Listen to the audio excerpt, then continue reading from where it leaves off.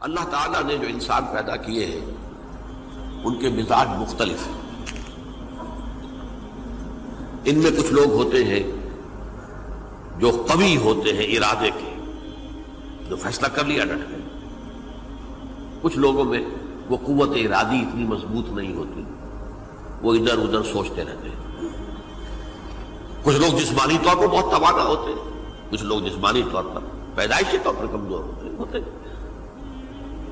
تو اگر کوئی قوت ارادی کمزور رکھنے والا شخص ہے، وہ بھی تو اللہ کی تخلیق ہے، اللہ کا بندہ ہے، خطاؤں کا ظہور ہو جاتا ہے، توبہ کرتا ہے، پھر کچھ عرصے کے بعد پھر خطا کا ظہور ہو جاتا ہے، پھر توبہ کرتا ہے، تو ہم تو یہ سمجھیں گے کہ ایک حد کے بعد پھر اس کی توبہ قبول نہیں ہونی چاہیے۔ لیکن حدیث سنیے، وعن ابی ہریرہ رضی اللہ تعالی عنہ قال قال رسول اللہ صلی اللہ علیہ وسلم ان عبدا اذنب ذنبا، یقیناً ایک بندہ جو ہے وہ ایک گناہ کرتا ہے،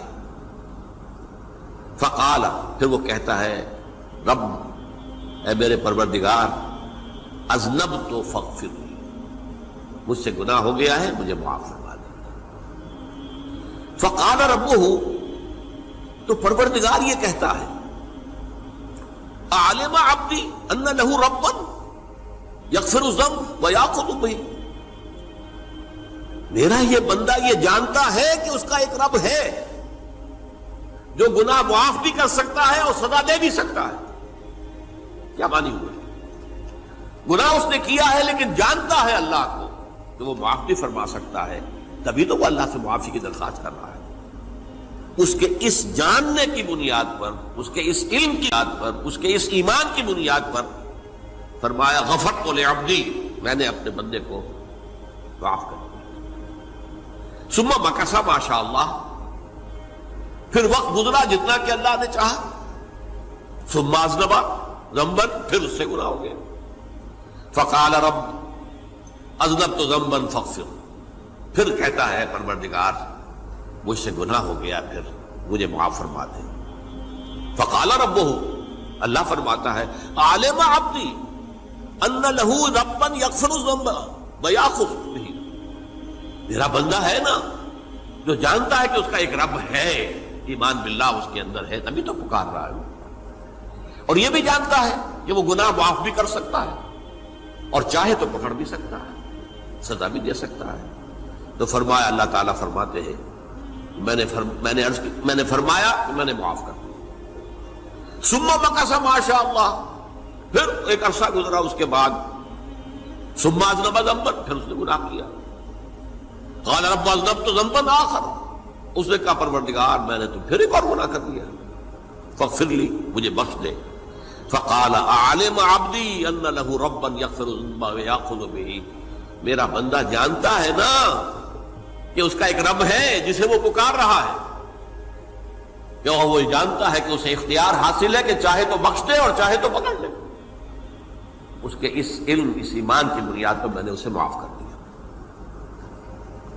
ایک اور حدیث، میں نے چونکہ اس گفتگو کے لیے ان احادیث کا تفحص کیا ہے، یہ تو بہت ہیں حدیثیں، میں نے ان میں سے کچھ چنی ہیں۔ ہمارے بعض واعظ ناصح وہ بھی کسی شخص کو روکتے رہے، برائیوں سے روکتے رہے، نہیں رکتا، تو کہیں غصے میں آ کے اللہ تجھے کبھی معاف نہیں کرے گا۔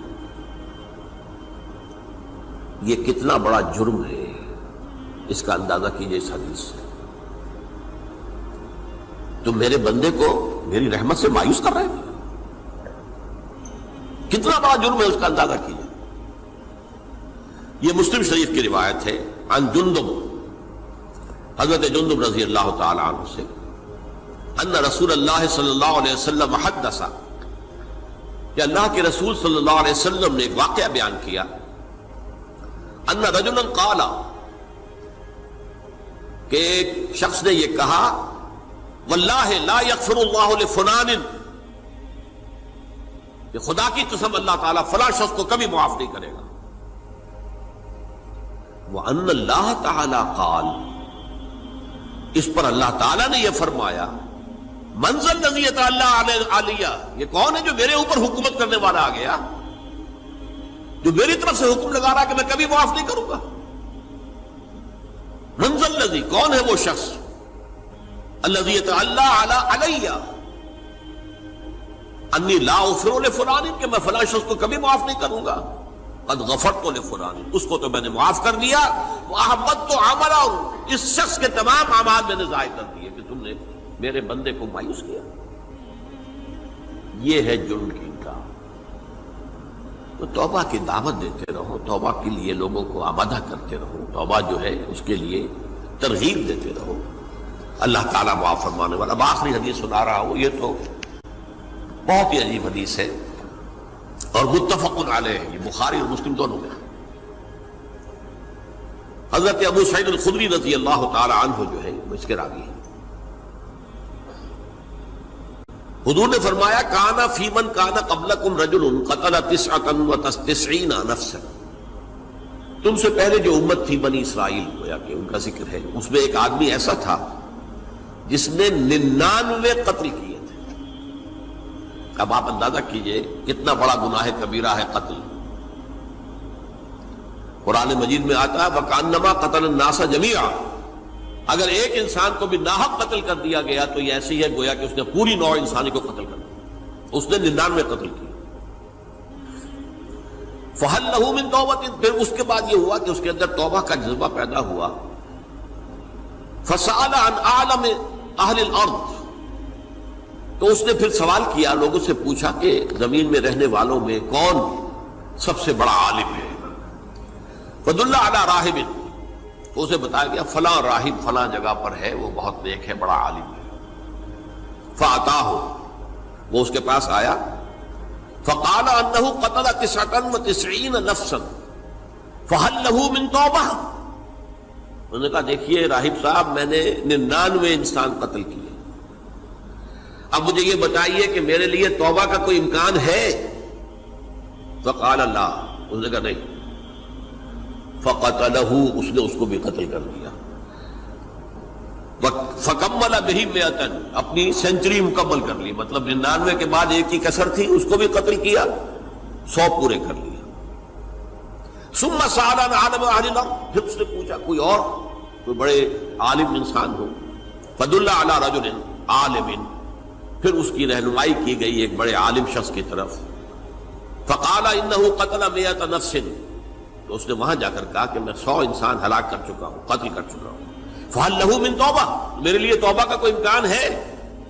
فقال نعم، کیوں نہیں، 100 قتل کیے تب بھی کیا ہے، توبہ کا راستہ دروازہ کھلا ہوا، معلوم یغرغر، جب تک کہ وہ گھنگرو نہیں بج رہا اس وقت تک تمہارے توبہ کا دروازہ کھلا ہوا ہے۔ فرمایا نعم، ومن یحول بینہ وبین التوبہ، تمہاری توبہ کے درمیان اور تمہارے درمیان کون حائل ہو سکتا ہے، توبہ کا دروازہ کھلا ہے۔ لیکن ساتھ ہی کہا انطلق الی ارض کذا و کذا، اب تم ایسے کرو جہاں تم رہتے ہو وہاں نہ جاؤ واپس، وہاں کا ماحول اچھا نہیں ہے، معاشرہ اچھا نہیں ہے، ہو سکتا ہے کہ تم توبہ پر قائم نہ رہ سکو، تم فلاں جگہ چلے جاؤ، وہاں اچھے لوگ آباد ہیں، ان میں جا کر رہو۔ فإن بها أناس يعبدون اللہ تعالی، وہاں ایسے لوگ آباد ہیں جو اللہ کی بندگی کرتے ہیں۔ فاعبد اللہ معہم، تو تم ان کے ساتھ مل کر اللہ کی بندگی اور پرستش کرو۔ ولا ترجع الی ارضک، اپنی زمین کی طرف اپنے وطن میں واپس بن جاؤ۔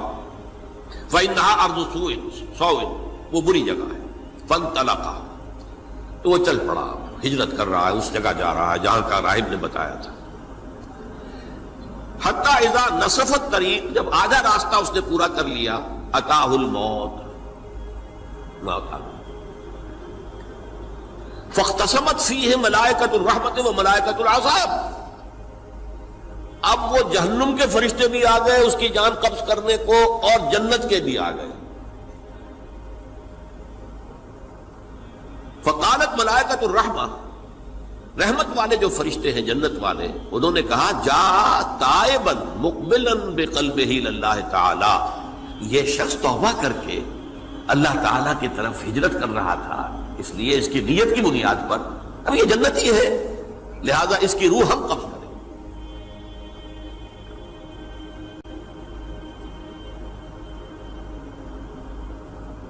وقالت الملائکۃ العذاب، اور وہ جو عذاب والے فرشتے ہیں وہ کہیں گے انہ لم یعمل خیرا قط، تو نے توبہ کے بعد کوئی نیک عمل تو کیا ہی نہیں، تو کس بنیاد پر اس کو تم جنت میں لے جاؤ گے؟ اس کو تو دوزخ میں جانا چاہیے۔